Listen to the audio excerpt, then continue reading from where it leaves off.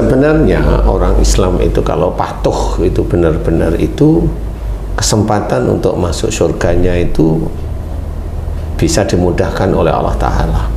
Nafsu itu kan banyak sekali, nggak hanya nafsu mulut, nafsu perut, enggak, nafsu di bawah perut juga enggak, juga hanya itu.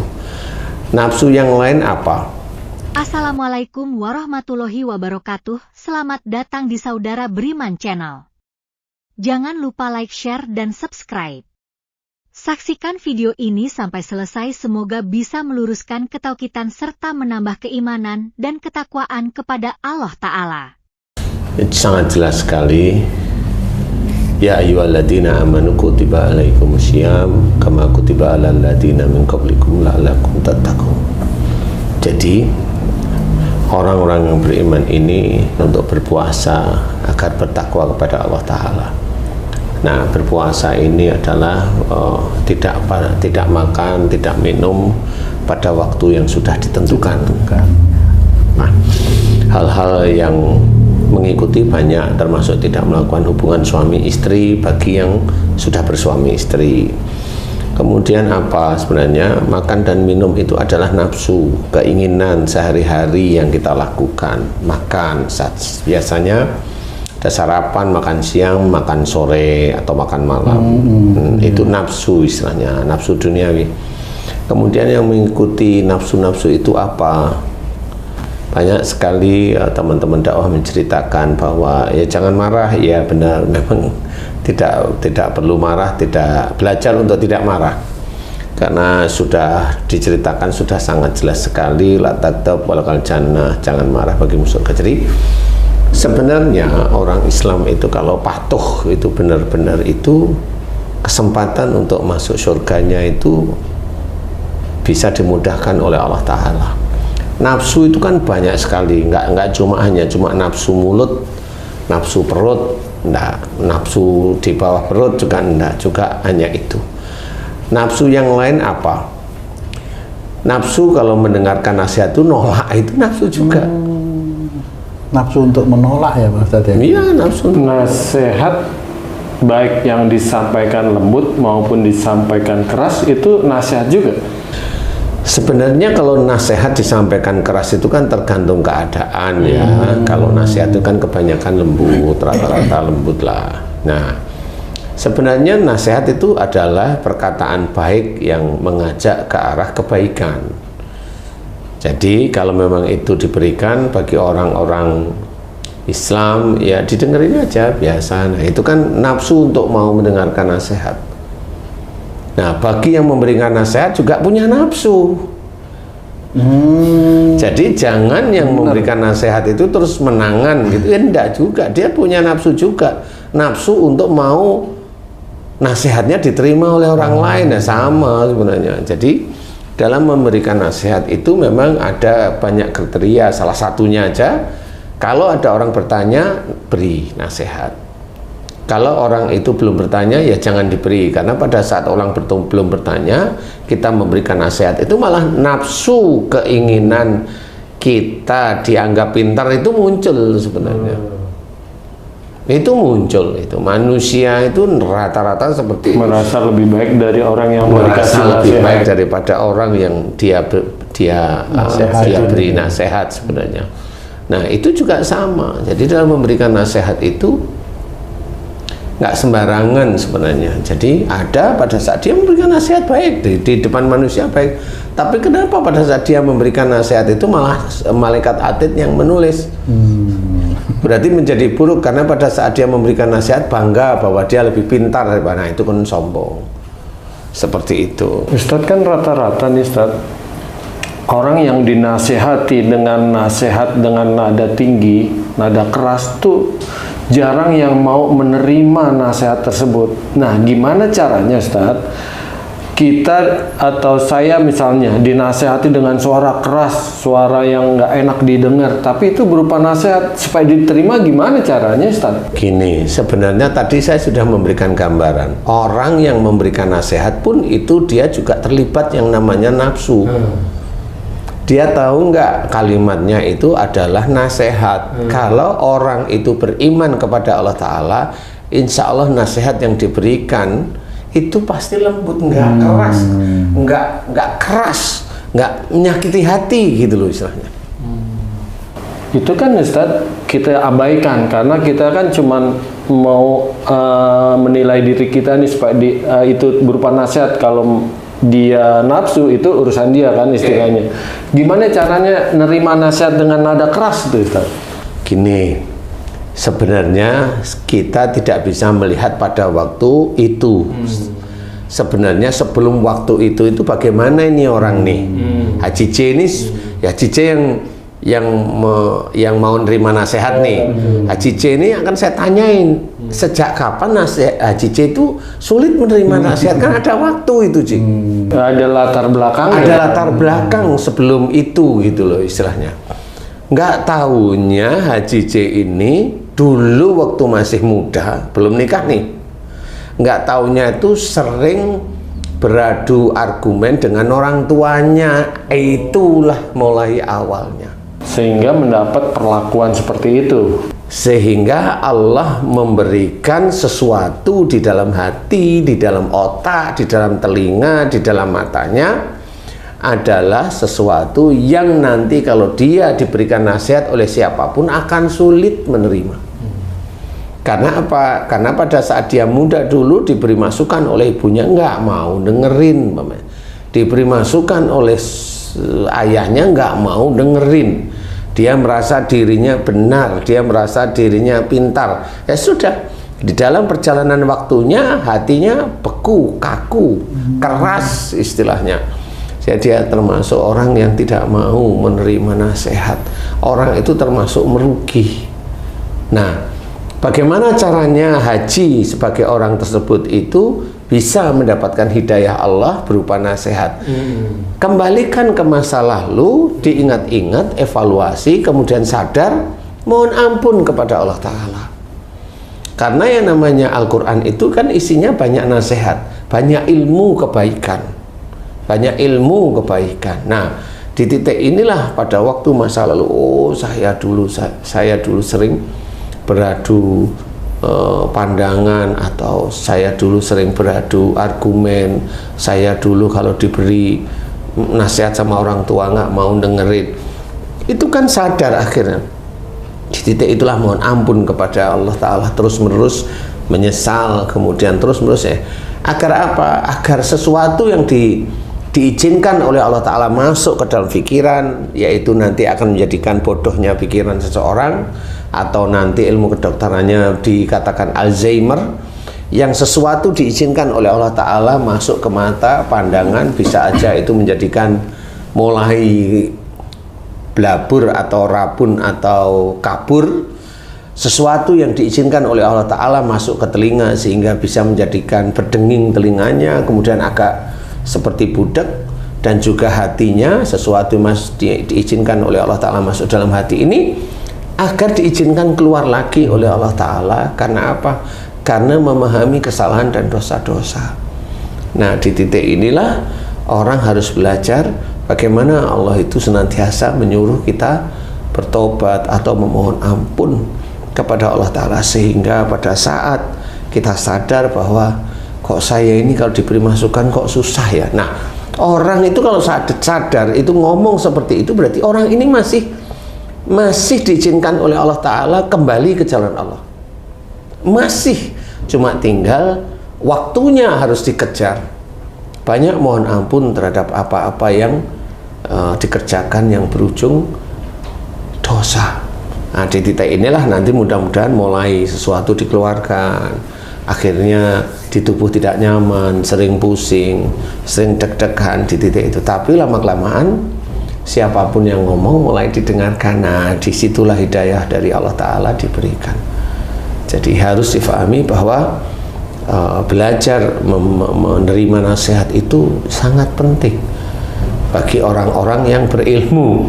Karena orang-orang yang berilmu itu biasanya nggak mau diberi nasihat. Karena udah cukup ilmu. Karena ilmunya itu ibarat air dalam gelas itu udah mau tumpah dia sudah.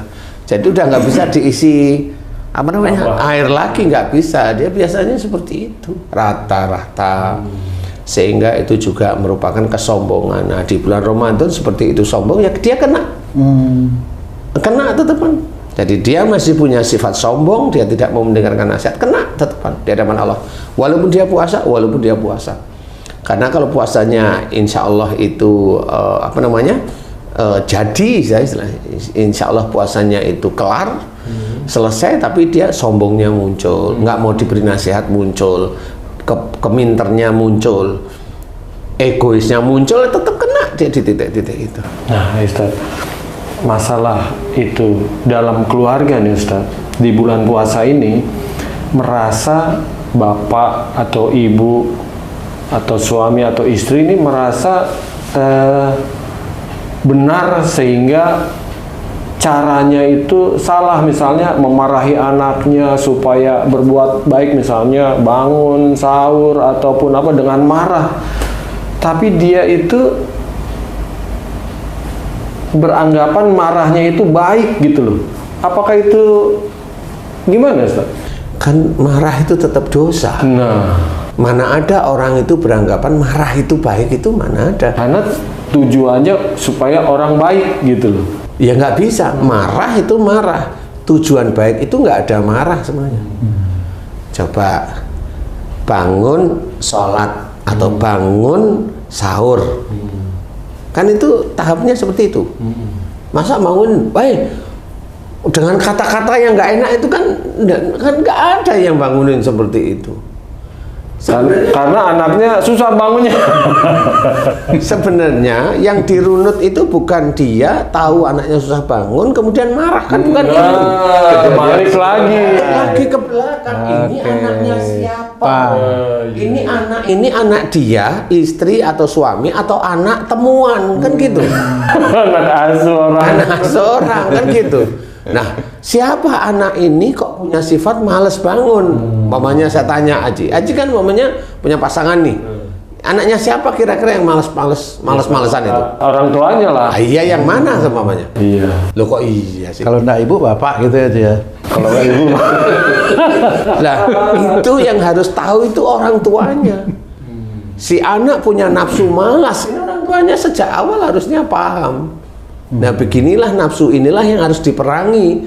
Salah satunya di bulan Ramadan. Nafsu malas. Nafsu malas. Loh iya, nafsu muncul nafsunya itu malas sebenarnya. Nafsu tapi yang muncul adalah malas. Itu nafsu. Malas itu nafsu juga ya. Iya benar. Pak Ustadz. Nafsu itu. Pak Ustadz, saya mau tanya begini. Tadi pengendalian itu Pak Ustadz, apakah memang dimulainya di bulan Ramadan ini atau setelah Ramadan tetap harus dikendalikan itu, Pak? Bulan Ramadan itu bulan pengingat sebenarnya. Jadi kalau kamu bertanya saat ini, ya alhamdulillah kamu baru sadar kan gitu ya. Iya. Alhamdulillah kamu baru sadar. Ada setitik harapan. Ya. Sebenarnya sejak akhir balik itulah mulai dicatat oleh Allah Ta'ala. Nafsu-nafsu yang tidak baik itu dicatat. Perilaku-perilaku tidak baik itu kan dari nafsu tidak baik. Iya. Tadi Haji J tanya anaknya malas. Kan sejak dulu itu punya sifat-sifat seperti itu. Kalau diurut umpamanya nafsu malasnya dari mana? Umpamanya Haji J ini anaknya yang malas sih. Nggak tahunya dari ibunya. Kenapa? Emang ibunya malas. Itu dimohonkan ampun gitu. Lah ibunya dimohonkan ampun. Di luar ibunya harus mohon ampun dan dimohonkan ampun, dia sendiri juga harus berubah. Agar anaknya nggak malas. Beginilah cara namanya taubatan nasuha seperti ini. Umpamanya cara berpikir agresif. Kalau mendengar orang ngomong itu langsung mau jawab, itu kan nafsu. Nafsu mau menjawab. Nafsu mau menjawab walaupun jawabnya itu belum tentu benar. Lagi udah banyak kan salah akhirnya. Iya. Kan gitu. Kalau mendengar suara orang, nafsu ingin menjawab tapi menjawabnya kesinggung. Iya. Lah, ini kan sama nafsu. Semua ini sebenarnya ada nafsu. Makanya nafsu-nafsu baik ajalah yang dikerjakan. Nafsu baik aja apa? Sholat ya baik. Tapi kan sholat baik itu kan nggak boleh namanya sholat terus cepet-cepet. Sehingga nggak bisa, nggak tumanina sebenarnya. Insya Allah seperti itu. Jadi tidak boleh walaupun dia mengerjakan baik. Kan harus tartil, berarti gitu gerakan ya. kan harus tumanina. Tertib ya. Nah, harus tertib seperti itu. Nah, disinilah yang Anda belajar bahwa yang kamu tanyain tadi, Ya. di bulan Ramadan itu pengingat lagi sebenarnya. gitu. Jadi kamu sudah hidup berapa puluh tahun, Siap. di bulan Ramadan baru ingat. Nanti habis Ramadan, Syawal dan seterusnya lupa lagi kan Bisa gitu. gitu ya, Pak? Nah, kan karena kamu manusia. Jadi nafsu-nafsu ini jangan hanya dilatih di bulan Ramadan, walaupun itu tempat latihan bulan Ramadan. Tetapi dilatihlah sejak dini, sejak dulu. Jadi anak-anak ya dilatih, yang anak terlalu agresif dilatih untuk tidak. Anak yang terlalu kayak di kurungan ayam ya dilatih untuk seperti di apa? Di ring malah lebih besar. Lebih besar lah istilahnya, jangan didiemin aja. Kan seperti itu. Itu juga nafsu. Nafsu apa itu Pak Ustadz? Lah kan Ngurung nafsu diri hanya itu. ngurung diri dia. Oh gitu ya. Lah dia kan nyaman dengan ngurung diri. Padahal kalau dia sebagai manusia, dia kan harus punya jiwa sosial itu punya. Kalau nggak punya, gimana caranya dia itu besok menikah? Bagaimana kalau menikah dia punya anak? Kalau dia hanya di rumah, lampu mati, lampu bohlam putus, dia nggak mau keluar. Lah kan gitu aja sebenarnya. Ya. Berarti banyak nafsu yang harus dikendalikan dan diperbaiki, Pak. Lah itulah. Makanya itu diceritakan yang namanya orang baik itu orang yang insya Allah bisa mengendalikan semua nafsu yang memang itu sengaja dititipkan oleh Allah Ta'ala kepada kita. Makanya kita harus memahami, belajar dari akhlak Rasulullah itu sangatlah penting. Jadi tidak bisa untuk main-main. Berbicara, kamu berbicara, keluarnya keras, emosi, nekan, merentah, marah. Itu kan nafsu semua di situ. Gimana caranya bicara yang nenangin, yang enakin, yang menyemangati, yang menjadikan sejuk? Bisa nggak ini mulut?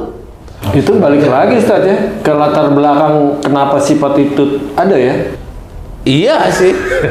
Itu nanti sampai Nabi Adam nih. Tapi kan kalau mamanya kamu jawab, dari orang tua saya begitu, doainlah orang tua kamu. Oh gitu ya, Lah Pak? iyalah, gunanya kita berdoa itu apa? Oh iya, ya, Doain orang tua. Kalau memang orang tuamu seperti doain, tapi jangan lupa untuk kamu sendiri. Karena pada saat seorang muslim atau muslimah mendoakan baik orang lain, itu ditujukan kepada diri sendiri. Jadi kalau kamu itu ngomong berdoa untuk bicara yang kacau siapa di antara ibu sama bapak, berpikir yang kacau siapa di antara ibu, kan doain aja terus menerus seperti itu. Di bulan Ramadan atau di luar bulan Ramadan, doain. Nah, di titik itulah insya Allah kamu akan mendapatkan kembali dari doa itu yang lebih baik dari Allah Ta'ala. Kan gitu. Nah, jadi semua nafsu di bulan Ramadan yang tidak baik, maksudnya ada nafsu tidak baik di bulan Ramadan, itu harus mulai dikikis. Tapi nggak di bulan Ramadan, itu sejak muda, sejak akhir balik istilahnya, atau bagi orang tua sejak kecil anaknya dididik menjadi baik. Didik itu tidak memberikan ilmu kepada anaknya saja, tetapi orang tuanya mendidik dirinya sendiri. Mencontoh. Banyak teman-teman dakwah itu mencontohkan sholatnya. Boleh. Memberikan ilmu baik boleh, tetapi akhlak-akhlak yang mulia itu tetap harus dicontohkan. Tidak berantem suami istri, sehingga anaknya tahu bapak ibunya ini rukun, kan seperti itu. Jadi intinya di bulan Ramadan adalah kita menjaga nafsu-nafsu tidak baik itu, bukan kita jaga ya, malah belajar untuk dikikis, sehingga itu menjadi sesuatu kebaikan setiap saatnya, tidak hanya di bulan Ramadan tapi di bulan-bulan di luar bulan Ramadan. Jadi belajar terus-menerus karena Allah. Jadi kita jaga nafsu ini karena Allah, bukan kita jaga nafsu ini biar dilihat orang lain itu kita bijak, biar dilihat orang lain itu kita pintar, biar dilihat orang lain kita enggak, itu duniawi, itu ujub sama riak di titik itu, enggak boleh. Jadi benar-benar kita itu memperbaiki diri cuma satu, lillahi ta'ala. Ya insya Allah mudah-mudahan itu bisa menjadi manfaat bagi kita semua. Amin. Wallahu a'lam. Alhamdulillah. Terima kasih banyak Pak Ustadz penjelasannya.